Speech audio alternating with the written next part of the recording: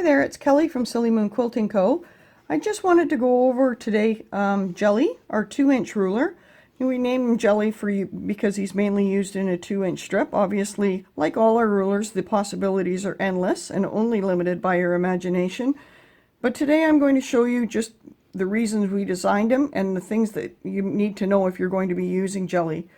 First of all, you'll note that I put a little bit of the sticky tape that's enclosed with all our rulers on the back, just to keep them from sliding around when I'm using them. So the first thing we're going to do is we're going to do a serpentine line, or a spline as I call them. This will be done in a 2-inch strip. So if you bought a Jelly roll and sewed it together, obviously you're going to end up with a 2-inch finished strip. So what I'm going to do is I've already locked my stitches, and I'm going to hook the needle or the ruler behind the needle. And this line here lines up with the 2-inch strip. The other side, or would be your seam on your quilt. I've just stitched some lines to make it a little easier to see.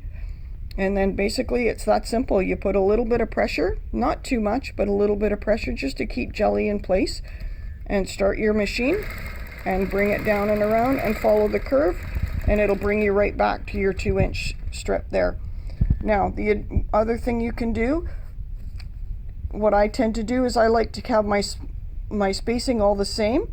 So I tend to use this edge or this edge, whichever I feel I want them, how far apart I want them. So this time I'm going to use this edge. So I'm going to line that up with my needle, and I'm going to stitch until my needle is at the end of this edge.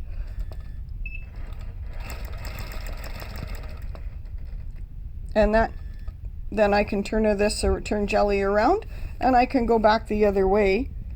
And you want to make sure that your finger up on this end, I hope you can see that, is lined up with the edge of where your seam would be. And then you just follow back up again, and it'll bring you right back to the line.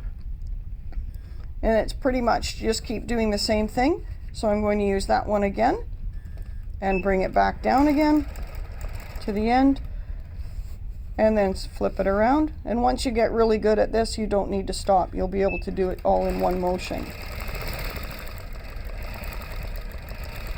Now, some of you may have seen our video for turkey.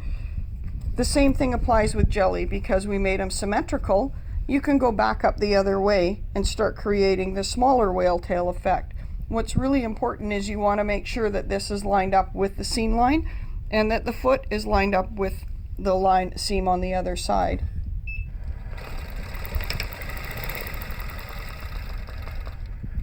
And there you go. So if you keep moving up there, you'll have splines that match all the way, and you'll end up with a nice little serpentine line. So the other thing that's neat about Jelly is this little line at the top here. This is actually 2 inches. So if you were wanting to do piano keys in a 2-inch strip, or any sort of straight lines in a 2-inch strip, this is going to be perfect. And I'll just give you a quick showing how to do that. So basically what I'm doing right now is that's going to bring this down, and I'm going to be on that line. Now I already have a line stitch there, but we'll pretend that that's a seam, and we want to stitch in the ditch along that line so we can carry on doing this. Now, in order to move it up so that I want to have equal spacing, if you note on Jelly, there's different lines here at the top. So you can move it 3 different ways. If you move this line up to where your last stitch line was, your piano keys will be 1/4 inch apart. If you move it up to the second line where your stitched line was, that's going to give you 1/2 inch spacing, and then 3/4 inch spacing.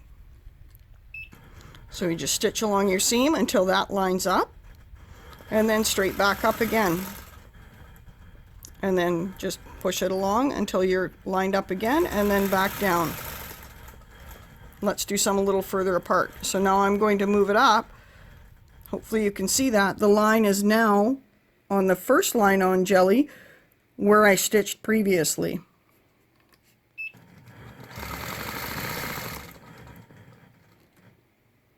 So you can see that that gives you different spacing there as to where you want to have your piano keys.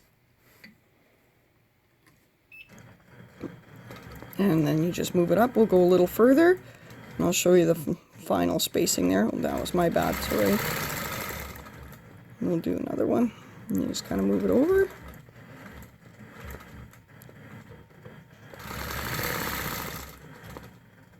And then you can stagger it so that it's different widths too. It's kind of a neat different effect.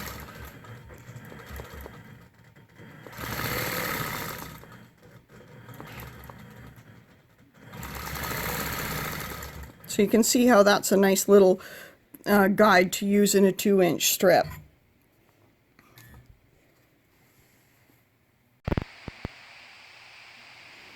So the other part of Jelly is this arc here.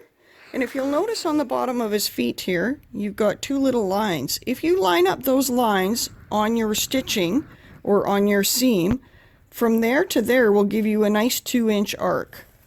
Or arc within 2 inches, I guess. So let's go ahead and try that. And again, you just want to hold with gentle pressure.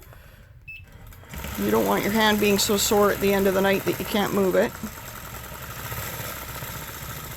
And that was my fault. I was off my lines. That's how important it is to pay attention to your lines. So then what you can do is you can move over just a little bit. So let's move over the width of the foot. And I'll stop it there for a minute.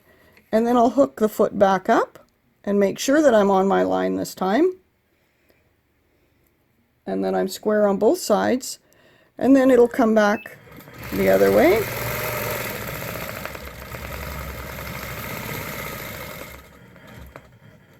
And we use that foot again to stitch back the other way.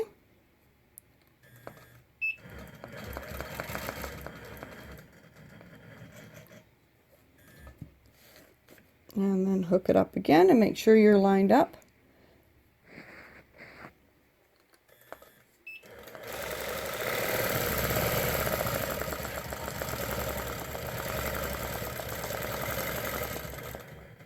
And there you go. So you can see if you do that on a border of a quilt all the way along, you can end up with a pretty neat looking design along the edge. You can come back and of course fill in any of this with whatever you choose. You can use the edge to fill it in with some lines all the way along the edge. Of course, you can line up to the next one just like we did with the piano keys. Just a couple little different things. The other thing that I wanted to say about our videos and about our rulers and me, I guess, as a quilter, I am a relatively new quilter. I have the advantage of being able to make these rulers in-house in our shop with my husband, so I'm very fortunate. But what I'm trying to say with this is that this is not hard. It's just practice, it's playing with it, it's making a quilt sandwich and trying different ideas and figuring out the different things that the rulers can do. So those are the basics of Jelly. As I said before, the more we get into this, we'll start doing more and more different tutorials about different things you can do with them. The possibilities are endless. Thanks for tuning in. I'm Kelly from Silly Moon Quilting Co.